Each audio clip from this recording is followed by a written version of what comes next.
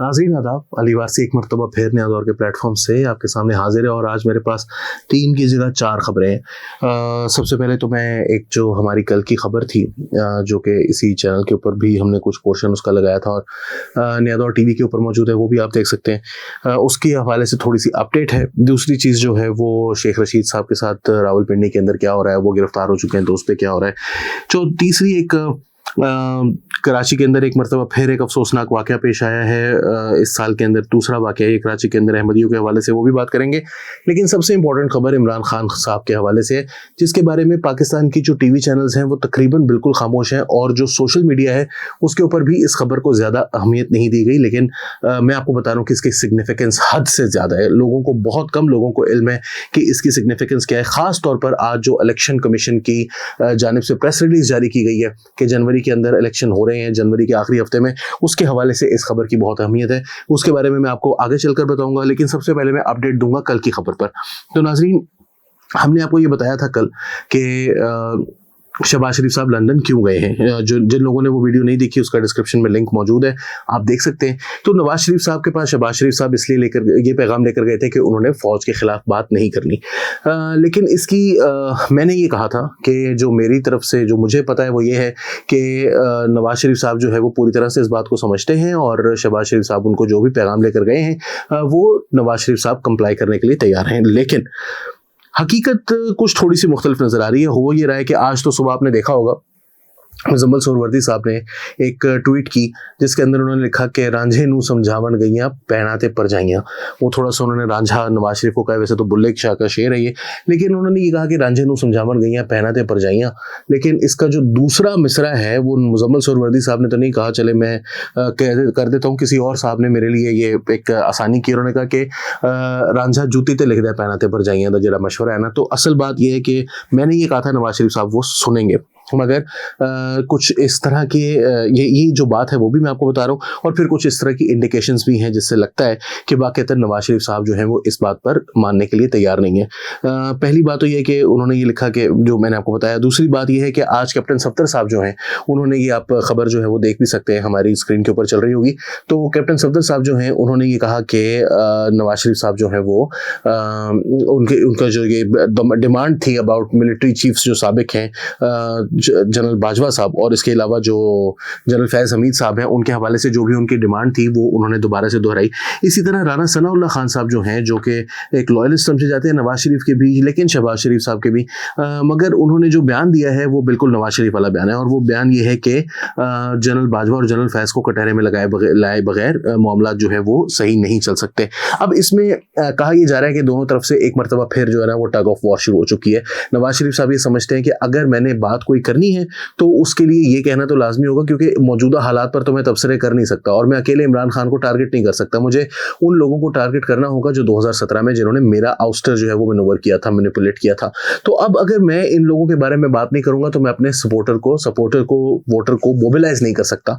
दूसरी जानिब जो ग्रुप है वो ये कह रहा है कि नहीं जी, आप सब कुछ हो जाएगा, तुसी परेशान ना हो वो, लेकिन अगर आपने नहीं किया तो फिर जो है ना वो आप चुप ना हुए तो फिर मसला ख़राब हो जाएगा। लेकिन ये जो बात है कि जी वो चुप होने के लिए तैयार नहीं है, वो उसकी मैंने आपको 3 वजूहात बताई हैं। वो आपके सामने है, एक राना सनाउल्लाह का बयान, दूसरा कैप्टन सफदर का बयान और तीसरा जो मेरे एक बड़े एक PMLN के काफ़ी करीब समझे जाने वाले सहाफ़ी हैं, उन्होंने भी कुछ जो बात की वो मैंने आप तक पहुँचाई है।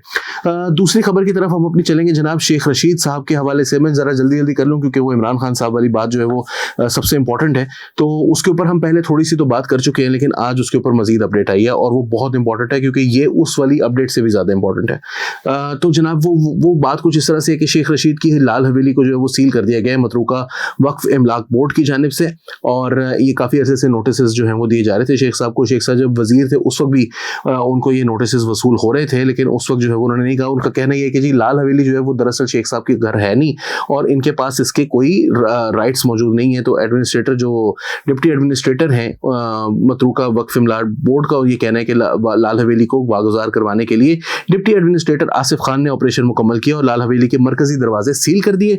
अवामी लीग के सरबराह शेख रशीद अहमद का दफ्तर भी सील कर दिया गया। हुकाम का कहना है कि मतरूका वक्फ इमलाक बोर्ड ने कार्रवाई के दौरान साबिक वजीर दाखिला शेख रशीद के जेरे इस्तेमाल लाल हवेली के मरकजी हॉल को जाने वाला रास्ता भी मुकम्मल तौर पर सील कर दिया। इसके अलावा उन्होंने बताया कि जी वो उस मौके पर कुछ फौजी जो दुकानदार थे वो भी मौजूद थे। वो उन्होंने मुज़ाहमत करने की कोशिश की लेकिन पुलिस की और FIA की बड़ी नफरी मौजूद थी जिन्होंने मामलात को अपने काबू में कर लिया। असल बात ये नहीं है, असल बात ये है जनाब अली कि जो शेख रशीद साहब हैं ये खुद बड़े धड़ल्ले से एक ज़माने में कहा करते थे कि जी मैं 9 दफ़ा MNA मुंतखब हो चुका हूँ, मैं 6 दफ़ा पता नहीं ये 7 दफ़ा मिनिस्ट्रीज रह चुकी हैं मेरे पास वगैरह वगैरह। मुझे नहीं पता 9 दफ़ा वैसे बनता है कि नहीं बनता। बहरहाल 85 का इलेक्शन है, 88 का इलेक्शन, 85 का भी मुझे नहीं पता, वो मेरा ख्याल है इलेक्ट हुए थे, बिल्कुल हुए थे। 85, 88, 90, 93, 97, 2002 6 बनते हैं उस वक्त जब वो कहते थे।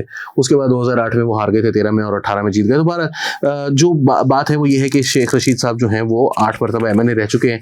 उनके वजारतें भी रह चुकी हैं, उनके पास बड़ी कलीदी वजारतें, वज़ीर दाखिला भी रहे वो इमरान खान साहब के दौर में आखिरी कुछ अरसे। लेकिन उसके बावजूद शेख रशीद साहब जो हैं उनको कभी भी जो है वो इस मतरूका वक्फ इमलाक बोर्ड ने इतना तंग नहीं किया जितना वो इस वक्त तंग कर रही है, क्योंकि शायद पहली दफ़ा है कि वो एस्टेब्लिशमेंट की मर्जी के मुकम्मल बरखिलाफ जाकर जो है वो इस वक्त इमरान खान के खिलाफ कोई बयान देने से गुरेज कर रहे हैं। वो गायब भी थे, फिर उन्होंने गिरफ्तारी तो दे दी मगर अभी भी वो ये बातें करने के लिए जो है वो उनके लिए थोड़ा सा मसला वो अभी तक बना हुआ है। वो इमरान खान के खिलाफ जाने के लिए तैयार नहीं है। ये बात माननी पड़ेगी। अनलाइक परवेज़ इलाही का केस जो है जिसमें ये कहा जा रहा है कि जी वो परवेज़ इलाही साहब जो है वो पकड़े, वो चाहते हैं कि वो चले जाएं। वैसे तो एजाज सैयद ने भी कहा है कि जी वो नहीं चाहते, मुनस चाहता है कि वो वापस चले जाएं पार्टी के अंदर और एस्टेब्लिशमेंट से मुकमुका कर लें, मगर वो नहीं जा रहे। ऐसी बात मेरी इतला के मुताबिक तो नहीं है। लेकिन जो शेख रशीद का केस है उसमें एजाज सैयद की बहरहाल इतला ये भी उनकी इस बारे में भी ये थी कि शेख रशीद जो हैं वो तैयार नहीं है अब एस्टेब्लिशमेंट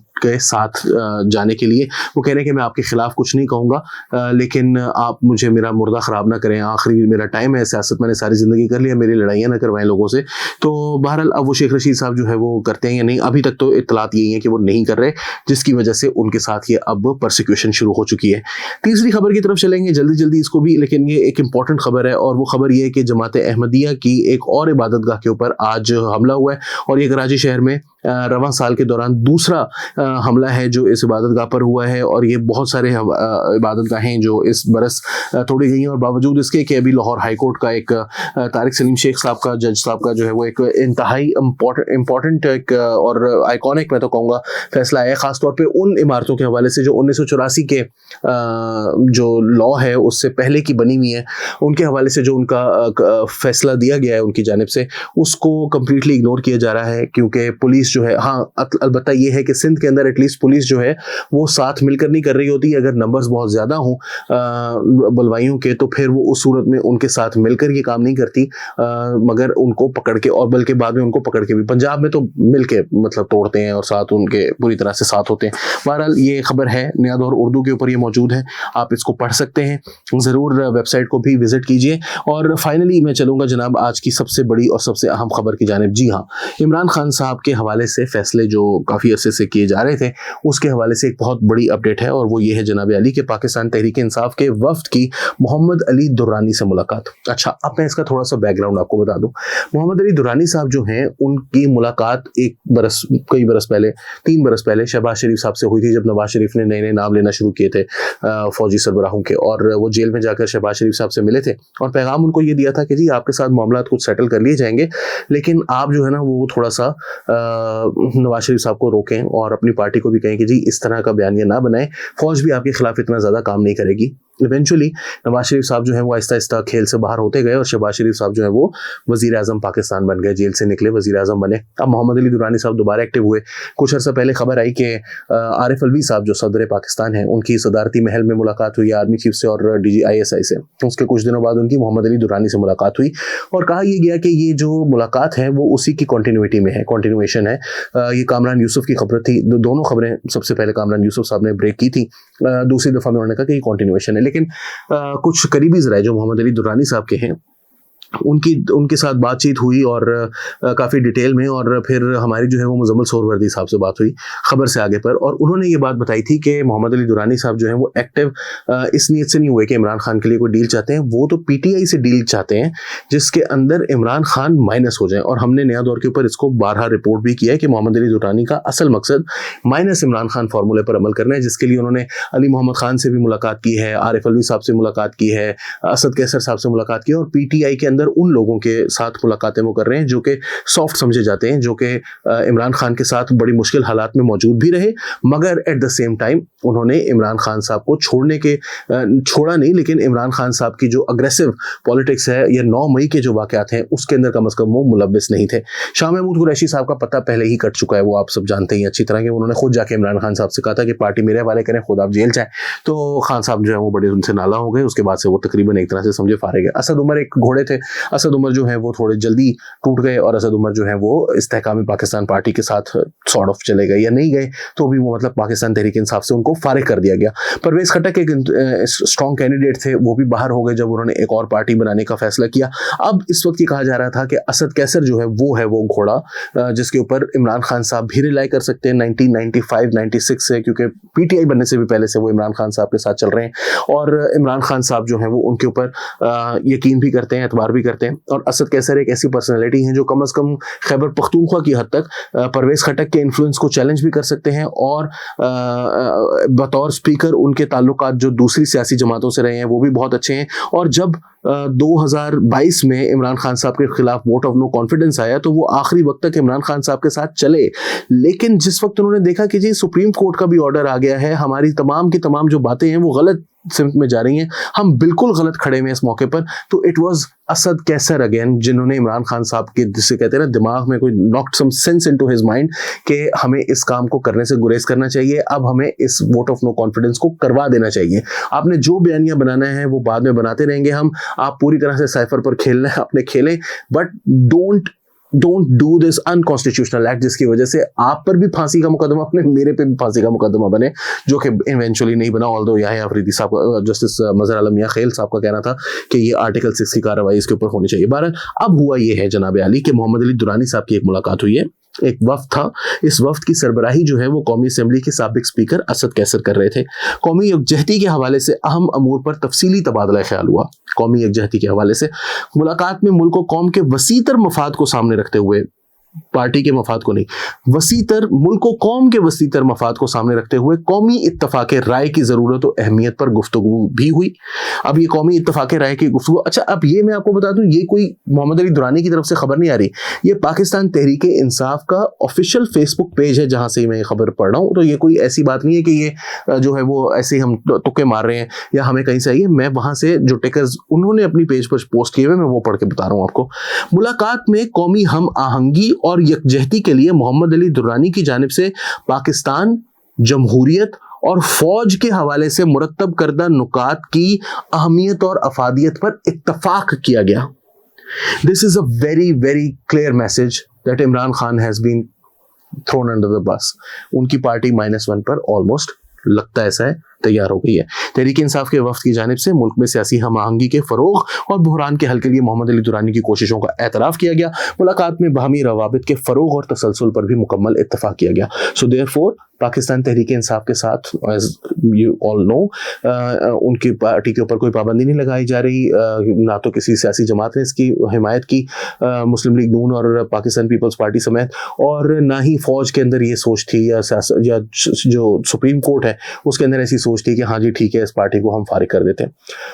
पार्टी को रखा जाएगा। इमरान खान साहब जो हैं वो टिकट देने के लिए शायद पोजीशन में ना हो, असद कैसर साहब जो हैं या कोई ऐसा शख्स जो कि इस ग्रुप के अंदर मौजूद हो या जो पाकिस्तान तहरीक इंसाफ के अंदर इमरान खान का इतना लॉयलिस्ट भी हो, but at the same time Imran Khan की पॉलिसी से, इस पॉलिसी से इत्तफाक ना करता हो जो 9 मई के दिन अपनाई गई, वो पाकिस्तान तहरीक इंसाफ को लीड कर सकता है। मोहम्मद अली दुरानी साहब की जानिब से असूली इत्तफाक होना इस मौजू पर पाकिस्तान तहरीक इंसाफ के वफ्द और मोहम्मद अली दुरानी के जनाब के दरमियान पाकिस्तान तहरीक इंसाफ फेसबुक पेज की जानिब से, ऑफिशियल फेसबुक पेज की जानिब से दिए गए टिकर्स के मुताबिक ये एक बहुत सिग्निफिकेंट डेवलपमेंट है। और मेरा ये ख्याल है कि आने वाले दिनों में आप इसको मजीद आगे बढ़ते हुए देखेंगे। इसका बहुत बड़ा, आपको मैं एक बात बताना चाहता हूँ, इसका एक बहुत बहुत बहुत बड़ा जो सबूत है, जिसे आप समझते हैं कि अनडिनाइबल फैक्ट है, वो जनाब अली ये है कि आज इलेक्शन कमीशन ऑफ पाकिस्तान ने एक प्रेस रिलीज जारी की है, जिसके मुताबिक 27 सितंबर को हल्का बंदियों का जो पहला ड्राफ्ट है वो मुकम्मल कर लिया जाएगा, 30 नवंबर को फाइनल ड्राफ्ट मुकम्मल कर लिया जाएगा और उसके बाद 54 दिन के अंदर इलेक्शन होने हैं, यानी कि जनवरी के आखिरी हफ्ते में इलेक्शंस मुनक्किद करवा दिए जाएंगे। अगर इमरान खान साहब सिस्टम के अंदर मौजूद होते या आगे हो जाएं किसी तरीके से, तो ये इलेक्शंस नहीं होंगे। अभी भी मैं आपको बता दूं इस इलेक्शन का, और ये सबको पता है इंक्लूडिंग इमरान खान, तो अगर ये इलेक्शंस का ऐलान किया गया है तो इसका मकसद और इसकी वजह सिर्फ और सिर्फ ये है कि मोहम्मद अली दुरानी फार्मूला जो है वो शायद काम कर गया है। तो जारी रहेगा जी फैज़ हमारी जो है वो मुल्क के एस्टेब्लिशमेंट का हमेशा हमेशा जारी रहेगा। अल्लाह भाग लगाए रखे, मौला खुश रखे। आप सबको भी, हम सबको भी अली वारसी को नए दौर के प्लेटफॉर्म से इजाज़त दीजिए। आदाब।